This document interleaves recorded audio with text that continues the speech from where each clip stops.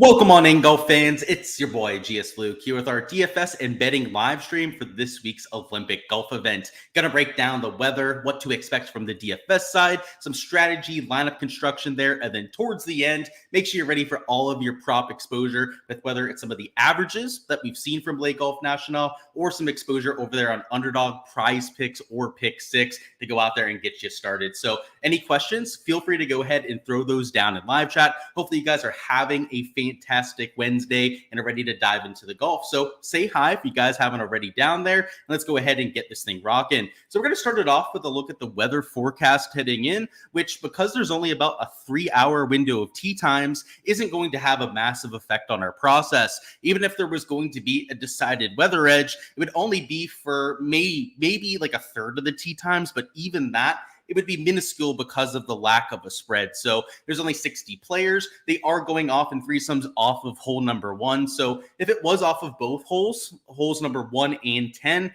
I would diminish that edge even further. But I think if you're going to do anything, you want to focus on that from the showdown side. So rounds 2 through 4, of course, will be circling back on this weather edge. And I think if anything, the earlier starters would normally be the guys to target. And if you take a look at some of the weather models over the first day or so here, if you're one of the first groups off that's teeing off around 7 a.m. local time, you might have slightly better wind conditions than the very late starters. But like I said, that would be one extreme versus the other, right? It'd be your super early starters maybe have a smaller edge over the guys that are going off very late. But, you know, if we're comparing an early guy to like a mid-early guy, there's probably little to no difference. And even if it's one of the early guys compared to a mid-tee time starter, probably not a big enough edge to only play that kind of tee time edge. So whether it's for showdown or out here for main slate, I don't see that sort of weather edge to lean into. So, you know, we can take a look at these models. We're going to take a look at Thursday and Friday, but it's a similar story for both days. Thursday, you can see the wind kicks up around noon, about 12 p.m. local time there.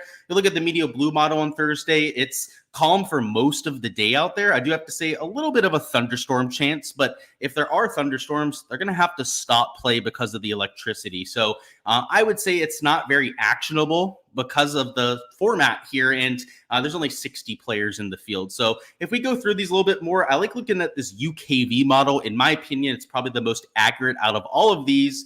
Your last tee times are about noon local time over there. So they'll be finishing up about 4 or 5. So you can see over here, the wind does kick up a little bit tomorrow afternoon, but you know, if we circle over here to Friday, it's much of the same. You can see the winds are lower in the morning than they are in the afternoon. So even if they do get a slightly harder set of conditions tomorrow afternoon, they're going to get to go out there early tomorrow morning, I should say Friday morning, that is, and they're not going to have that much of a bad go of it. So it's, like I said, a little bit of a toss-up when it comes to the weather, which is kind of going to be the case by default at this sort of event, but it's always worth looking at, right? You never know what we could find. If there was a day on Thursday, Friday where the winds were like 30 miles an hour, well, that might be something that we have to look at, right? If it was going to be 15 to 20 miles an hour of sustained wind, well, maybe there could be a little edge to lean into. But based on what we're seeing here, again, if we click through all of them for completion's sake, you know, it's 9, maybe 10 miles an hour of sustained wind out there, and a little gusty. You can see it gets close to like 18 to 20 miles an hour on a few models, but that's pretty consistent regardless of which day we're looking at. So like I said, I don't see a massive lean either way, and it would have been tough to do that to begin with. Now let's circle over to the DFS side where I'm going to have ownership up for every player in the field. So rather than giving guys just a bunch of plays to go through, we're going to talk much more from the strategy side. So I've got ownership for every player, of course, right? These are always included on my Patreon projections. But for this week, this is going to be the one show where I give them to you guys here on the free content. So rather than having to ask about a player's ownership, just let me know and I'll scroll down to them so that you guys can use that for your reference. Going to be a really good talking point, of course, as we go through the tiers here. And if there's any specific players you want to know about, just go ahead and let me know. We've got Stuart down there, says, hey, dude, I was wondering if you ever kept data on the top 20 favorites for every event. I have not tracked that. It's a little bit too specific, right, out there to be in my record keeping, but it is something that you could do easily yourself, right? So it's not something that I have in any of my databases, but you could go back. You could even look at past data and calculate the self, as a lot of the golf databases will keep track of betting numbers. So, for example, I know Data Golf keeps track of first off, where a guy opens compared to looks and where they close at the end of the week. So there could be a few different ways to do that, right? You could look at where players are closing, the industry sentiment on them, and then compare that to the leaderboard.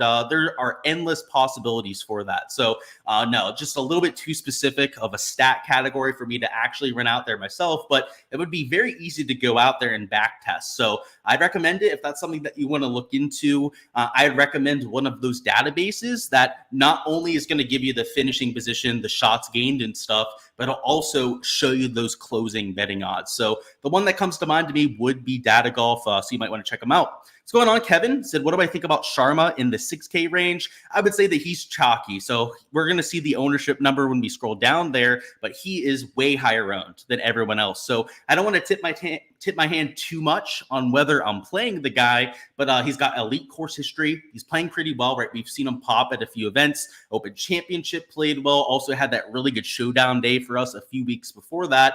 I tend to like him. I don't want to give away too much, but everyone likes him this week. He's going to be maybe the most popular player in that 6K range. What's going on, Bo? Said Bo Darling says, evening, your brother. You love the core. Who's going to get steamed up? Shawarma's getting steamed up, like a good old shawarma on the side of the road. Obviously delicious, but I think everyone's going to be in on my boy Shabanker. He's 14.5% owned. You can see down here. So I'd say he's getting some steam. We're going to talk a lot about that. So I don't want to get too far ahead of ourselves, as ownership is going to be the main talking point tonight.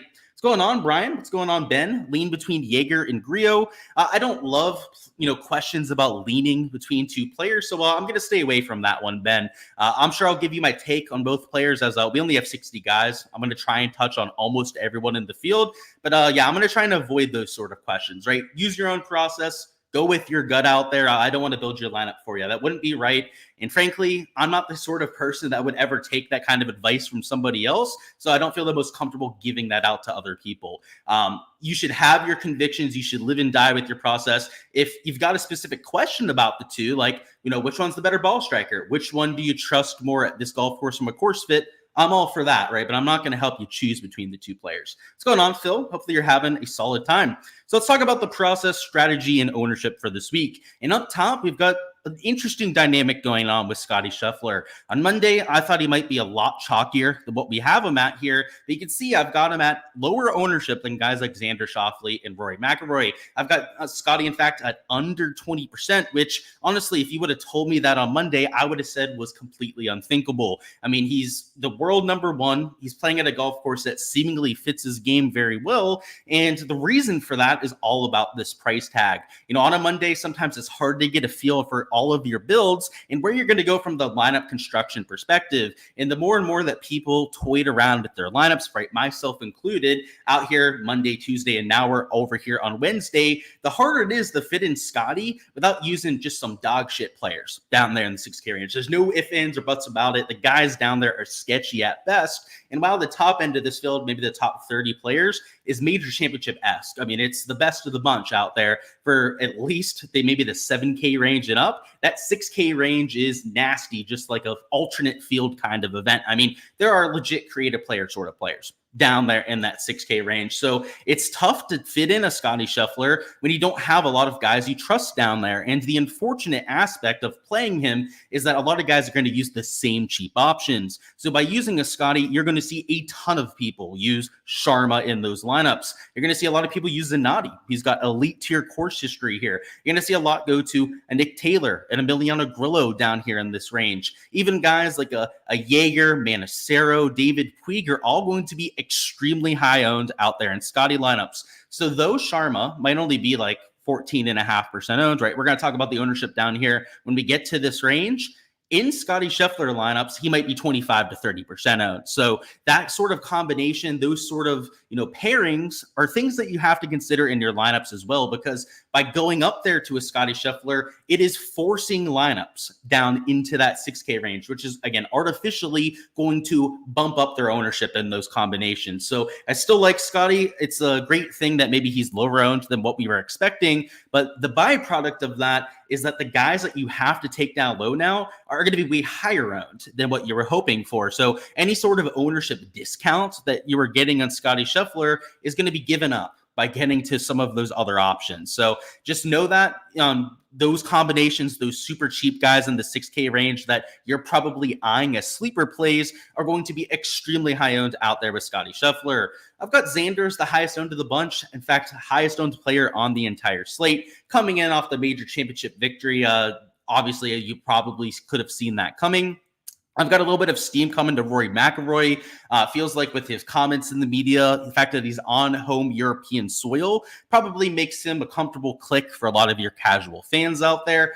Jon Rahm definitely getting a lot of steam this week. A lot of people mentioning his name out there in pieces of content. So I don't think he's going to be completely overlooked. And same thing with Aubert. Now, form has dropped off a little bit lately, and I have a hard time saying that because he's still the number 6 player in the field when it comes to recent form ranking. But yeah, I've still got him at around 15% owned. So pretty much regardless of who you're taking 10K plus, we can throw in Morikawa there at about 18% ownership. Everyone's getting some sort of exposure, right? There's no one that's going to be sub 10%, or at least that I think is going to be sub 10%, right? It would not surprise me if maybe Aubert was like lower owned than I'm expecting. Maybe like 12% is probably as low as I'd expect to see him out there tomorrow morning. But outside of Aubert, all these guys are going to be like 15% or higher owned. So pick your guys up top. If you're riding the hot hand with Xander, I think that is totally in play. If you want to ride Rory McIlroy and his confidence, I know it's hard to say that when he blew away the U.S. Open, did not have the best Open championship with the missed cut. But based on his comments and how he's played at this golf course in the past, I think he's in play as well. So there are options up here. Aubert's in play. Colin Morikawa is maybe my favorite course fit of the entire week. And I'll tell you that of these 4 guys that are blacked out, I am playing one of them out there in my lineup. So obviously that means that of the top 6 players, I'm playing 3 and then I'm avoiding 3 in my lineup. So, again, I'm not going to give you guys my entire player pool out there, but the goal of that is to show you that you've got to make your stance. You've got to pick your guys up there and you've got to find guys to fade. So of those top 6 to, maybe 10, 11 players, you should probably be playing 5, maybe 6 of them. And on the flip side, fading those other 5 or 6 players. Down here in the 9K range is maybe my favorite portion of the player pool. So here I'd even include Colin Morikawa the whole way down to Alex Noren. These guys from $10,200 to whole way down to $9,000 have been yeses at one point in my player poll this week. Literally all of them. Every single one of those players has been considered by an outright for me this week. They're guys that really make sense at this golf course. And in a few cases, like Tommy Fleetwood, Tom Kim, are guys that have shown it already at Le Golf National. So if you guys don't know, the Kazoo Open is held here pretty much every single year. Went by a different name further back in 2017 when somebody like Tommy Fleetwood ended up winning this golf tournament. But we have a lot of course history here. And the Ryder Cup from 2018 is something that a lot of people point out, but that golf course was set up way, way harder than what they're going to have for this week. The rough was like twice as long as what it is this week. It's not even short this week, guys. It's like 3-4 inches long in spots. It was 6-7 inches over there at the 2018 Open. Just Ryder Cup, completely different setup. If anything, if you're looking for course history, comps, all of that, look at the Kazoo Open, right? That's a setup that's going to be pretty much on par with what we see this week. And I believe different time of year, but agronomy, course conditions, receptiveness, and all of that isn't that much far off than what we usually see for the event at this golf course every single year. So let's talk about a few other things with ownership. So this range, right, if I love everyone here, unfortunately, I can't play everyone. So if at one point, right, all these guys were in my player pool, I'll tell you right now that I'm fading 3 of these players here. So you can love guys up top, right? You're going to love a lot of your top end options for any given week, but you're going to have to make some hard decisions. And I guess just to give you guys one of those hard decisions for me, it was a Shane Lowry at $9,800. Love the form. Guy's been hitting the ball beautifully. This golf course sets up well, right? European style, link style golf courses. I mean, you saw that at Royal Troon, how well it's set up for Shane Lowry, but he's $9,800. And the thing I have a hard time coming around on is his top end upside, right? Like this is the kind of player, Shane Lowry, that I could easily see finishing like 5th or 6th this week, which is great. I mean, that's a solid performance. Heck, he might even finish like 3rd, 4th, get that medal. I just don't see him winning the Olympics, right? And, he still might, he's a major champion, great player. Right? I don't want to knock him too much, but when you compare him to the guys around him in your ceiling performance, your upside, right? How good you are when you're playing your best golf, I have a hard time making that click. So, I'm not going to give you guys all my fades in this range, right? Just as I'm not going to tell you all the guys that I am flag planting and playing over here in the 9K range, but I want to give you some perspective on how to make those decisions, right? If you have questions about a guy's upside, whether he can medal, which is pretty much what you're looking for in a 9K range golfer, then maybe you don't use them in lineups. So for me, a lot of it's the putting with Shane Lowry. These guys around him can ball strike it just like Shane, but can get a lot hotter with that putter. So, I guess just to give you one that I love playing this week, somebody like a Victor Hovland makes a whole lot of sense to me. He's going to be about that same ownership you can see at rate about 12.4%, and a player that I think has just a slightly higher ceiling. Now, lower floor, I would agree with that, right? He's a lower floor on somebody like Shane Lowry, but as a large field GPP player, I'm not worried about that. I'm okay with stinker performances. It's going to happen all over your player pool, and accepting that beforehand is a key in going out there and selecting the right players, because you're looking for high-end upside, right? Again, medal sort of performances from your guys up here in the 9K range. So I'm looking for more of that ceiling performance. Like I said, when guys are playing their best golf, I want them to be able to go out there and capitalize with a top 3 finish. Worth noting that Morikawa, as mentioned before, relatively high owns, right? 18%. I've also got guys like Tommy Fleetwood at Tom Kim at over 16% ownership. So I wouldn't say that anyone in this range would be mega chalky, like to the point that you have to avoid them. This sort of slate, ownership's very spread out, I'd say, compared to most slates that we have here. And a lot of guys are towards the top end of the pricing, right? One thing you'll notice is that even though it is a limited field event, we've got 6 guys over 10K still, right? This 9K range is still very healthy, despite it being a limited field, which makes it hard to play a lot of the guys in lineups that you want to, right? Like, all the best players this week are priced up like they should be. And I saw a few comments early in the week saying that, like, pricing is soft. And I don't know if I agree with that, right? Like, pricing seems very stingy to me on this sort of week. Like, down here in the 7K range, like, Ortiz is like very adequately priced. Like, Answer at $7,600, that's a pretty good price tag. I'm partial to guys like Victor Perez, Guido at $7,400, but it falls off like a cliff. Like, these guys in the 6K range, like Nick Taylor, Grillo, decent talents for sure, right? PGA Tour winners, but they're not playing great golf, right? They've been very inconsistent lately, and pretty much all cases down here, it's tough to play all these guys up top that you're going to want to. And I think that's why ownership is so spread out and it's so low on these top end players, because you would expect there to be less options, right, in a 60-man field, and that's not really the case this week. And that's also why I think the pricing is a little bit tough, and why ownership's a little bit off as well. Down here in the 8K range, worth noting that guys like Corey Connors, a little bit high owned, right? 15.4% there. I've also got Sepp Straka at about 15.8%. But as we mentioned, to that 9-10K range, no one is out of hand, likely because of how many options we have up here. And just like that 9K range, I mean, look how healthy this is, right? There's no gaps in the pricing, right? We've got a pricing at every single number, right? 89, 88, 87, so on and so forth. And there are some major championships.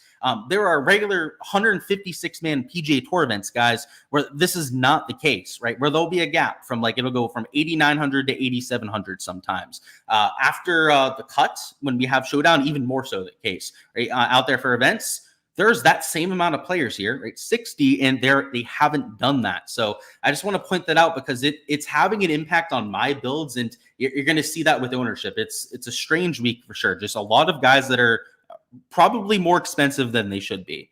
Down here in the 7K range, ownership is concentrated on a few players in particular. So first one worth noting would be a Seabez at 17.8%. That's a relatively high number there. And though we have guys like Guido at 14%, even Perez, who I like at like 14% himself, that's getting up there. So I don't want to tip my hand on whether I'm playing Seabez or not this week. But if you're using him, you're definitely going to have to think about ownership with the rest of your lineup, right? He's not going to be getting you different over there at nearly 20%. Down here in this 6K range, ownership spread out for the most part. A lot of guys that are like 5 to 8%, but a few of your favorites getting more steam. So I mentioned Grillo and Taylor before, right? Shawarma going to be a lot higher owned than what you're looking for. But even guys like a Zanotti, I've got it nearly 10%, a Toasty at over 7% ownership. But outside of the handful of guys, there are a few towards the top end of the 6K range as well, like CT Pan, right? Kevin Yu, who's coming in with decent form himself. I've got them at like 7-8% ownership. But all these slappies down here, the guys that you frankly just don't want to play, are the guys that are all 2-3% owned. So building lineups, if you're looking to take like legit golfers, guys with course history, any sort of form heading in, your floor for ownership is like 5%, maybe 6% on those sort of guys. Like you might be able to find some guys that are getting steamed down a little bit. But if you want to go for a pure leverage play, like we can sometimes find in the 6K range, sub 1%ers that we're usually finding for GPPs, you're just not going to find it this week. If you're going to try and take that kind of player, it's got to be somebody that is almost a create a name sort of player. Like, I mean, there are guys down here that we've hardly even seen out there in majors before. Like they're DP World Tour guys like Tapo Polkinen, like Joel Gerbach. Like there are guys down here that I hardly even know. And I'm obviously doing this for a living. I'm tracking PGA Tour and DP World Tour rather well. And these are some of the mid to lower tier guys over there on that side. So a lot of out of form DP World Tour guys down here as well. It's a tough scene out there with some of these cheap options. So there are maybe 1-2 guys under 5% that I'm playing this week because you've got to keep it within reason. So it's just, I would say it's a different slate than what we're used to. A lot of that because it's a 60-player field. And if they're going to continue these signature events, have these smaller field events, it's kind of unfortunate, right? It ruins DFS. In my opinion, this kind of slate, it's harder to get the leverage you're looking for. You almost have to leave salary on the table to ensure that you're getting different to the field. It's just not my favorite week. So I don't want to be like all, Debbie Downer about it or anything, but it's the truth. It's the pricing wasn't done correctly this week, and you see that with the ownership. So pick your guys would be my recommendation, right? There are all these guys at the top that you want to play from like $8,000 and plus. It's all the legit players in the field for the most part, right? There are a few 7K guys you can mix in there as well. The issue is that you can't play all of them because you can't afford to play all these guys up here. And if you wanted to, you couldn't get the leverage that you were looking for as well. So you're going to have to make some hard decisions. You're probably going to have to avoid guys towards the top that you really want to play. And that is just the unfortunate byproduct of the pricing this week. Let's catch up on chat and start talking about some props afterwards. So you're going to some Nakajima. You said you feel silly doing so. I would say don't feel silly about it. He's a former number one amateur in the world. He's also won on the DP World Tour. He's got upside. Now, he's got a low floor too. He's a wide range of outcomes kind of player, but that's far from silly. I think he's well within play. What's going on, Rev Cloud? So what's up, Luke? Doing well here. Got our water and got to build some lineups afterwards. So trying to get through this rather concise this time. What's going on, Ross? Is CT Pan an Olympic horse, or do I feel like he was just a flash in the pan? I don't want to call him a flash in the pan, which I see what you're doing there, out there with your pun on words. But I think it's the latter, right? I mean, it was one event. He went out there. He did it at a completely different style, of course. In fact, the last performance at the Olympics pretty much means nothing to me. So, great that Xander won. Love that an American took home the gold, but it has little to zero weight out here for this year. Maybe more of a balanced build approach will be a way to get different. I think that you're going to see a lot of different builds. I think that you're going to see people that try and take double stud. Probably not with Scotty. It's just too hard to take Scotty and then another stud. But like maybe you go John Rahm and then Morikawa. Like I could see people going in that build. I could see people also starting down here in the 9K range, right? Because the 6K range is so weak. I think you're going to get a wide variety of lineup constructions this week. I don't think that any one in particular is going to be that popular. And that super balanced approach that you mentioned, right, maybe being different, I think they're all going to be pretty different this week, right? I don't think there's going to be like one overall like prevailing sort of lineup construction that you see played, as they're all very uncomfortable, right? There's no, at least to me, there's no obvious lineup construction that feels the most comfortable. I love the safety of Scotty, right? He's got by far the most win equity. Like buying up for that means a lot out there in your lineups. I also understand going down, like hammering that 9K range, because I love that range. I think there's a lot of guys that could legitimately win the event that are from like $9,000 to 10,000 too. I'll include Colin Morikawa there. You guys can tell I like Morikawa, right? I'm including him in a lot of these conversations. The idea, though, I think that you're going to see all those lineup constructions played. Like none of them are, at least to me, that obvious as the best one. What's going on, Kep? Do I have a single entry play this week? None that really come to mind, Kep. I'm probably going to keep that for myself, right? Because I don't want to give away my single entry stud. So unless you have a question about like a specific type of player, I'm probably going to stay away from that one. What's going on, Brian? What were Rory's comments? So they asked him about the rough and the golf course and about how in 2018, whether it was like longer or shorter than now. And he said something along the fact of that he doesn't hit it in the rough very often around this golf course. So he's had a mixed bag around Lake Golf National in terms of performances. But yeah, Ryder Cup that year was one of his better performances at a Ryder Cup. So he seemed really comfortable when he was doing that interview alongside Shane Lowry. Probably easy to do when he has his buddy around, but the confidence was oozing off the guy. And I kind of get it, right? Even though he choked away the Open, I guess outside the Open Championship, he missed the cut. But the U.S. Open, when you choke that away, you're still in position to win the event. So I'm sure he feels pretty good about it. You see what you did there, Ross? Yeah, I loved that pun. That was a really good one. What's going on, Samuel? You said, if you skip Scotty up top, what do I think will be the lowest salary play that I like? So if I'm skipping Scotty, I'm still taking some 6K guys. So if I'm going to go double stud, you're still going to have to take a few 6K players. So I'll just tell you that this mid end of the 6K range is usually where I'm landing on players. There are, I believe, 2 guys down there from like $6,400 and below that I'm playing this week. Actually, there's 3 of them. 3 of them from $6,400 and below that I'm playing. A majority of my value lineups, though, are going to be mid to maybe top end of the 6K guys. Because the pricing is stingy, because it's, I think, tight this week compared to what else we have out here, it's harder to fit in these 9K guys. So I love the 6K guys to make that work, especially with how much I like that 9K range. Considering that this is only 60 golfers in a no cut, so I think it's a good practice for the playoff run. I do think so, Samuel. I think that's a decent way to look at it. One thing to consider, though, different golf courses and whatnot. But yeah, there's an art form to being aggressive over a no cut event, and guys like Xander Schauffele in particular have been really good at it. What's going on, Schmitty?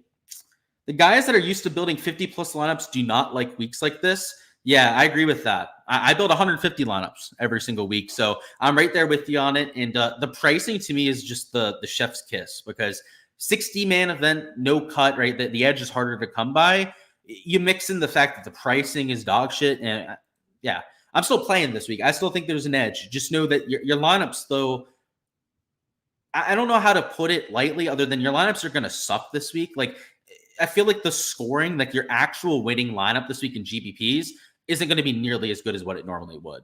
Stars and scrubs, yeah, that is a lineup you could go with. And yeah, studs and duds is what I call it too, because it's a way to go with it. All right, let's go through some lineup construction notes. I'm going to build one lineup together with you guys, and then we're going to go through some prop stuff. So let me bring up Draftkings. Let me get a sip of water here, and then we're going to talk through our thought process. So this is going to be the thought process for like the big $25 GPP. So you can see right now that there's about 7,000 seats left.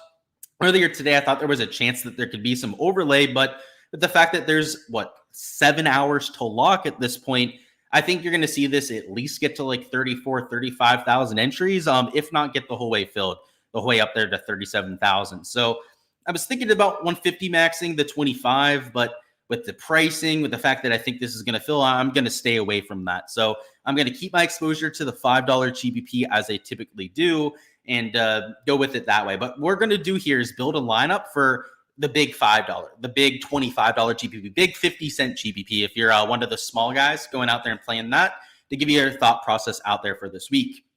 So let's start up top. So, a lot of your lineups are going to be whether to Scotty or whether not to Scotty, especially if you're somebody like me that is so high on them this week. And if you choose to do so, you can see it immediately puts you down to 7,500.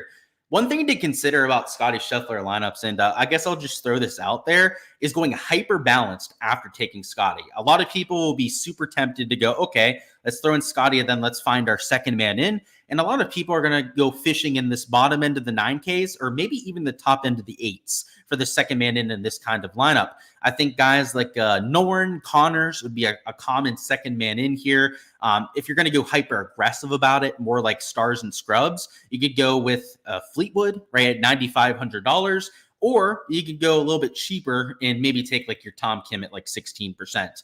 I think that this is going to be a really popular way to start a Scotty Scheffler lineup But what I want to throw out there is a little bit of a different thought process. What if you lived in a world where you said, I don't need one of these guys in the 9K range? You go, you know what? Scotty Scheffler is going to win this event. He is going to suck away the win equity. That's kind of what you got to think when you're building this kind of lineup.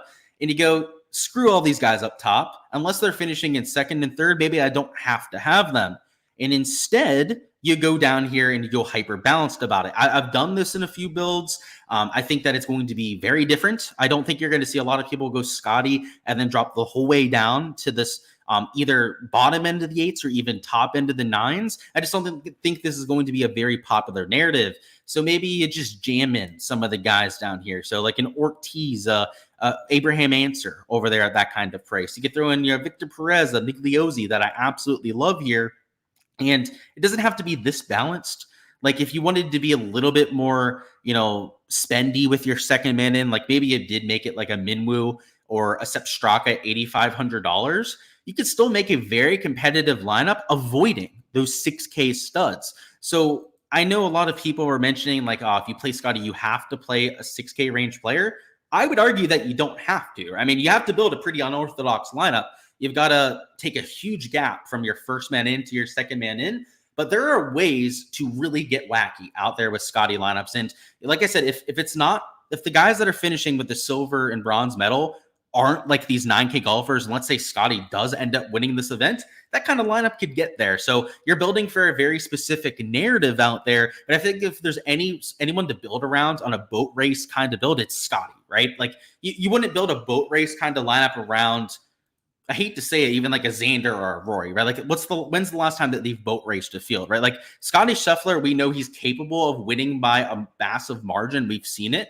And I think that's an interesting lineup build at the very least. So I wanted to throw that out there. If you're being a little bit more balanced about it, I don't hate starting with a Rahm. You guys know that I love him at this week. Maybe your second man in could be a Tommy Fleetwood in that kind of lineup. That puts you down to 7,500 for your last 4. So essentially, right, you can take Rahm and Fleetwood instead of taking Scotty Scheffler, right? It's going to put you at that same average salary of remaining. And I think that's why I don't think that like any one lineup construction is going to be super popular. Like I think that some people are going to play Scotty, but not a ton because of the price tag. But I see the upside to being a little bit more balanced about it, like with these two. So if you started with that, you're taking 2 pretty chalky guys towards the top. You can afford to take maybe one more piece of chalk out there in this lineup. So I'll throw an Answer at 7,600. But for our last 3 spots, we've definitely got to be trying to get some leverage here. So just for the sake of that, I'm going to throw in somebody like a Højgaard, who's a little bit lower owned than some of his peers in the 7K range, rather than taking a chalky Migliozzi or a chalky Christian Bezuidenhout. Maybe this is where you'd consider maybe using Ryan Fox, going down, taking I think Ryan Fox, Meronk would be your best option in that lineup. That's where you've got to start to make some decisions when it comes to your ownership, your leverage, and getting unique out there in that GPP. So those are a few different things to consider. I would say the only kind of lineup that I don't love would be like starting in the 8K range. So like if you're just going like pure balanced and only living in this 8K range, I just don't think there's as much top end upside with these 8K guys as what you have in that 9 and 10K range. So really the only lineup construction that I don't love this week would be like this kind of lineup, right? It'd be like just like jamming in like all these 8K options. Like you could throw in a Win DC at $8,100.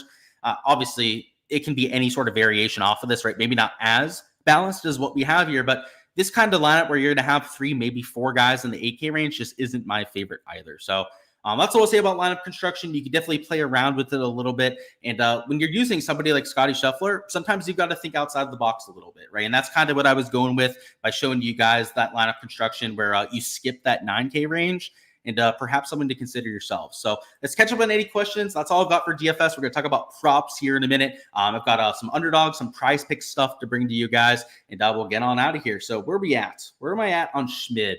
I would say I'm at like a 6.5 out of 10, which for somebody in the 6K range is a rather good score out there in terms of sentiment. Reason I say that, he has experience on the DP World Tour playing these kind of courses. Off the tee has been relatively accurate this year. He's long off the tee as well. So if he can keep the ball in play, I think it'll suit him well on a wet Le Golf National. So I like the familiarity with these style courses on link style setups. I like the form. It's good enough for me, right? It's not gleam. It's not amazing. It's not shining form, but for a $6,400 golfer, I believe for Matty Schmidt, he's pretty good. Thoughts on Valimaki? He's accurate enough for me off the tee. His form has fallen off a cliff, right? Ever since he started off really hot in 2024, but he's used to these courses, used to be a DP World Tour stud, right? Thoroughbred over there on that side of the pond. So I could see him. He won a cash game last week, even with Horsel withdrawing. That is pretty damn impressive. So good stuff on that, Jody. And he said he hit the other 5 thanks to the PM AM advice. Yeah, that's the thing about cash, right? You can avoid a dud. Ideally, you don't want a 0 though, right? Out there with one of your spots, but good stuff. And yeah, unfortunately this week I don't see a weather edge to give you for that, but yeah, just not one of those weeks, right? Not seeing round score props on Draftkings. Yeah, so they're not doing them. I'm not sure why, Mark. Maybe they're just like waiting to see the golf course, but they do have them on Fanduel and they do have them on Caesars. Caesars has birdie stuff up, also bogey props, fairway props as well. And then Fanduel has round score and birdie props posted. So they have a lot of that up there. What's going on, Myron? He said favorite long shot / high value prop bet. So we'll talk about props. So you'll get a bunch of props that I think are decent values. If you're looking for a favorite long shot, Migliozzi 100-1, Victor Perez 100-1. I bet both outright. I think they've got a decent chance for top 5, top 10. So if you're looking for that kind of market, right, I think you can find a pretty decent number on their top 10. That's probably what I would go with. All right, let's talk about props. And my mouth is getting dry, so let me. Oh, didn't mean to do that. Let me get a sip of water here. All righty. Alrighty, so this golf course, these are the averages from the Kazoo Open. So as I mentioned before, Ryder Cup you could look at, but you had guys picking up early, right? You couldn't get accurate birdie or bogey averages if you tried out there from the 2018 Ryder Cup. And the setup is going to be a lot more similar to Le Golf National for the Kazoo than it was for that Ryder Cup. So you can see the averages here from the last time that they played, but something to consider when looking at these averages is that the field strength is much better now, right? We have nearly a major championship field up there for like the top 25 guys. You've got Rahm playing, Rory playing, and while some of these guys would show up from time to time, it would be 1-2 at the very most in terms of stud players in the field. Now we're going to have a solid 25, 30 guys out there in the field that we'd consider studs. So the scoring average, all of these metrics by default are likely going to improve. When you add on top of that, the fact that they've gone rain this week, in fact, over 1.5 inches of rain in Paris already just since last Saturday. They have low winds in the forecast, right? We take a look at the forecast for tomorrow. Pretty much all of these are calling for sub 10 miles an hour of sustained wind. This golf course, if you take a look at some of the averages from last year, was capable of playing right about even par out there round 1, which I think would be like a worst case scenario. I think it'll probably play like 0.2 over. You can see round 3, this was after the cut, so obviously slightly better field when you get to Saturday, Sunday out there on the DP World Tour, just like we get over there on the PGA Tour side, but it was lack of wind that day. I went and watched the highlights back from the 2023 round 3 Kazoo Open, and there was no wind out there. It wasn't overly soft. It was a golf course. It was sunny all day out there, but no wind made this place play under par. You do a soft golf course, you give them a better field and no wind, and I think that this golf course could play a whole stroke, maybe even a stroke and a half, 2 strokes under par. So we'll have to see. I think maybe this is why Draftkings is avoiding posting a board, because you can see here, when it plays windy, when it plays firm and fast, it can play like 2 strokes over. And in fact, if we go back to some of the other years, it gets even harder on some days. Now, this 2022 version was decently easy all 4 days. Like it would play like even par probably at the very worst. 2019 was a slightly harder year. You can see like there was a day it played 1.8 under over par, 1.6 over par. But when it's relatively calm out there, and especially if it's going to be soft like we have this week, make it play well under par. And with the strength of field, just book it at that point. You keep going a little bit further back. Right? This year played it especially difficult, right? Played 4 over par in day 1. So weather is a massive thing to look at. It's a massive factor at this golf course. But I think if anything, the weather plays into these players' hands. So I've got the scoring average under par. In fact, I've got it at about half a stroke to a stroke under. I think it could even be better than that, though. So I do want to keep that out there in the realm of possibility. Birdie average, I have closer to at least 4 per round, if not even slightly over 4 per round. So these averages, it's great to look at. It's great to have some sort of a baseline, but I don't know how useful they are because of a lot of the changes with this event. Something worth noting as well is that the averages this week are likely going to be a little bit top heavy. The field strength rate, we looked through it with the pricing. There's a lot of really bad players down there in the 6K range that are likely going to impact the averages. So definitely something to keep an eye on as well. But let me give you guys a few props. One thing I'll say about the props at this stage is that if you're just jumping on the ship now on a Wednesday, that you've missed a lot of the early value. With the forecast, with the rain that they've done, with people saying that the rough isn't as long as the last time that they played there, you had a lot of bumps down on strokes. So whether it was Prize Picks, Underdog, I locked in a lot of my value over there on the Underdog side. Almost every single strokes prop went down a stroke, sometimes even a stroke and a half compared to where they started the week. So I think that if you missed those unders on strokes, I don't think it's the best spot to play. Now, I do have a slip that isn't strokes related over here in Prize Picks that I'm going to give you, but that's why we're going to go pretty light on this exposure, right? I just think that if you're entering now this late into the week, that you kind of missed the boat a little bit. So obviously on my Patreon page, right, I post all the stuff as we get to it, but only so much we can do when our content isn't out here till Wednesday. But this is a slip that is still available for you guys that has not bumped at this point. It'll be an over on Jon Rahm birdies and over on Ludwig Aberg pars. So this Jon Rahm prop for reference is minus 140 towards the over on Fanduel. He's the number one birdie maker on the Live Tour. He averages 5.19 birdies or better per round. Obviously, golf courses tend to play pretty easy on that tour, so you have to consider that. But this golf course, the average birdies is going to be around 4 per round, maybe even slightly better than that. Somebody like Jon Rahm is up in the 4.75-5 range when it comes to projection. So you see that with the sportsbook odds, right? That's why he's minus 140 towards the over, right? And has that heavy juice towards that direction. It made a lot of sense to play. So a lot of that is because I like Jon Rahm this week. He won on the Live Tour the last time around, so has great momentum heading in and is playing some of the best golf that he's played for the last year, even year and a half.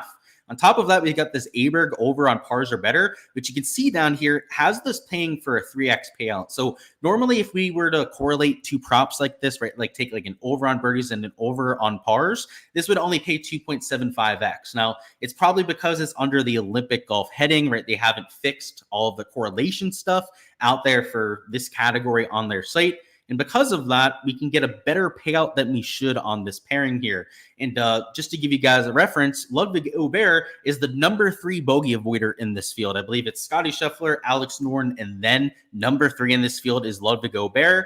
And he is minus 135 towards his under on Caesars William Hill. He's at 2.5 bogeys or worse, which, by the way, a 2.5 bogeys or worse number is the same exact line as a 15.5 pars or better. Obviously, just a different way to say the same exact thing. So he's minus 135, not the minus 140 juice that we had with Jon Rahm, but still decently juiced in that direction, right? Obviously, the sports book is leaning towards that over. And when you're giving me a golf course that I think is going to play soft, right? Low winds out there. I think it might even play easier than what these sports books are accounting for. So if you're a plus EV player, these would both be decent options to go out there and mix in. They wouldn't be like, insane odds or anything like that. Minus 140, minus 150 is really what you're looking for, but they're getting close to that margin. And when you consider that the conditions might even be easier than what they're calling for, is why I think that it's a decent prop or prop slip, I should say, to go out there and mix in. In terms of Underdog, you've really missed the boat if you're playing over there. If you don't know, Underdog is like the most bump heavy site in human history. So if you have any sort of content creator, any sort of tout out there posting anything on the site, they're going to immediately move stuff. So if you're looking at that site, a lot of the stuff on here is just really not, there's no value to be squeezed. If I was going to enter anything though, I will give you 2 props I was thinking about going with. Now I'm not going to do it myself. Full disclosure, I have not bet this Abraham Answer prop, but at 71, he is 0.5 higher than what he is on Prize Picks. Just to give you that for reference, right? Abraham Answer is down here at 70.5 strokes, or at least was earlier at 70.5 strokes. That's a 0.5 discrepancy, and 71 strokes is even par for Answer. One thing I'll say about it is that he's playing very well on the Live Tour. He's been one of the best players on that side the entire year, and he's a very accurate driver of the golf ball. So if you're looking for form and course fit, he's got both, right? Form I mentioned, course fit. We're looking for driving accuracy at this kind of golf course. So I think he's a decent option at even par, right? You've got that 0.5 discrepancy. I think he fits the golf course. I haven't played this prop myself, but I do think it makes sense out there for round one. I'm going to give you one that I did play, but it's going to be bumped 0.5 from where I took it next. So it's going to be Matt Fitzpatrick under 70 strokes. I think that he makes sense. I think you go with Tom Kim under 70 as well. So what is Tom Kim? Tom Kim's down here at 69.5. I guess just to keep this as two props I haven't taken yet, like I might even enter this myself after we get on live stream here. I'll throw in this Tom Kim prop. He's also 0.5 lower over on Prize Picks, so you're getting a 0.5 discrepancy in both cases, and you're getting the same thing as Answer, except maybe a better player, right? That's why he's an entire stroke lower. Tom Kim coming in with great ball striking form. He's getting over a stroke out there with his approach and iron play. Sorry, not approach and iron play. Approach and off the tee play over his last 12 measured rounds. And he's played very well at this golf course. In fact, he was first round leader the last time that they played the Kazoo Open here. He's been in contention at this golf course before. And he's at a -1 score, which I know obviously it's not a great number compared to the 71, but I think it's warranted with Tom Kim. He's a higher tier player than somebody like Abraham Answer, and essentially has to shoot -2 or better to hit, with a -1 being a push there. So this is what I would say an underdog. I'm not 100% sure if I'm going to get this exposure myself, but these were the next two props that I was eyeing over here on this site. So the reason why I didn't enter these, by the way, is that just to give you guys like the perspective. It's not like they're bad props. I think that they're decent leans for sure. It's just the stuff I got was ridiculous value. Like it's hard to look at the stuff I got and then like want to add in more because of the lines that we got earlier this week. So like just for reference, Victor Hovland was at 70.5 strokes. He was an entire stroke higher. Somebody like Matt Fitzpatrick was 0.5 higher when I took him. So that's why I didn't really want to play him again, because he's 0.5 lower, right? Like why would I want to play him at a worse number than I already got? Minwoo was at 71 strokes posted over there on the Patreon page. Guys like I didn't play Griot, but Griot was at 71.5, right? He's already been bumped down. Guys like Neiman already bumped down 0.5 strokes. That's why I think it's just, you're a little late to the party if you're playing props at this point. So if anything, I'd go with these two. And I think the prudent thing to do for props, guys, and I hate always, you guys probably hate when I say this. I hate saying it too, but it's the case here. The prudent thing to do is probably to sit this one out if you haven't played that much, right? If you do anything, unit bet on these at most, right? Like you're not doing anything crazy on these props because the value now is just decent, right? It's not that great value that we had a day ago. And I know it's FOMO. It's like you're going to fear missing out for round one. The worst thing you could do is force an exposure out there on the prop side. Just always be prudent with it. Only enter props that you actually see an actionable edge with is the best piece of advice that I could give you. So these two slips I think are decent to go with. But like I said, I would not go crazy on it unit-wise. I would just get your exposure, do whatever you want for fun out there round one. If you want to get legitimate exposure and go after it heavy, wait till round one starts, right? You can watch if you're going to be up in the middle of the night watching the golf tonight, react to the scoring heading in. It's going to be live. They have Shot Tracker over there on the International Golf site. So not PGA Tour site. It's a different site. PGA Tour site has a link to it though, which I'll just show you that right now, guys. This is where you want to find like the live golf stuff tonight. If you're going to be up, I think there's an edge to reacting to the golf course. Like maybe it plays harder than what we're expecting. Maybe it does play like 2 strokes under par, like I think is possible. If that's the case, then maybe you hammer some of the later guys for like unders on strokes. Just to give you guys a idea where to find that, you bring up the PGA Tour site leaderboard, you click this little gray box and it brings up the actual leaderboard. So over here, you can see they're going to have Shot Tracker. They're going to have the pin locations on here, the tee boxes, loading on here as well. And I'm assuming that it's going to have maybe not full Shot Tracker ability. Like maybe it'll just be the overhead view that we see here, but better than last time. Last time we were completely in the dark when it came to the stats. So I think there could be an edge. Like I said, if you really want to attack things, to waiting and seeing how the golf course plays. So if you're going to be up, take advantage of that. If not, wait for your heavy stuff for rounds 2 through 4, right? Wait until we have the data to work with. We have sportsbook odds and all the sportsbooks to compare to, because right now, right, it's only FanDuel and only Caesars that we can compare to, right? Draftkings is probably the best out of all the sites, and they don't even have anything up at this point. So maybe take a word of advice from them, right? And don't go too overboard. That's what I would say. There's a reason why DraftKings hasn't posted their board, and I would at least keep that in the back of your mind before you enter a whole bunch of stuff. Let's see. DraftKings is just scared of us.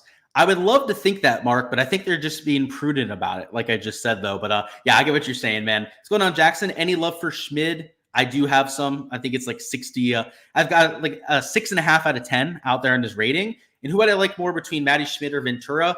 Definitely Schmid. I don't want to tell you to go out there and play the guy, but yeah, I just think that Ventura is a flash in the pan.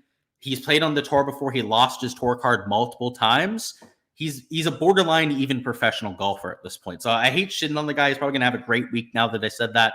But Matty Schmid, legit PGA Tour player, has status. Chris Ventura, not so much. So I would go with him. So that's all I've got, guys, out there for this week. Hopefully you feel a little bit more prepared for all of your action. You can go out there and have yourself a week. Smash that like button if you guys haven't already. Also subscribe to the channel because we'll be doing round 2 through 4 live streams as we typically do here. I'll be putting out the start time for those out there on my Twitter/X, going over everything for the single round of action. So if you liked this, you want to see it for the rest of the weekend, make sure you are subscribed because on theirs, we're going to be going over all of that content. I appreciate you guys. Best of luck, like I said before, and let's go ahead and have ourselves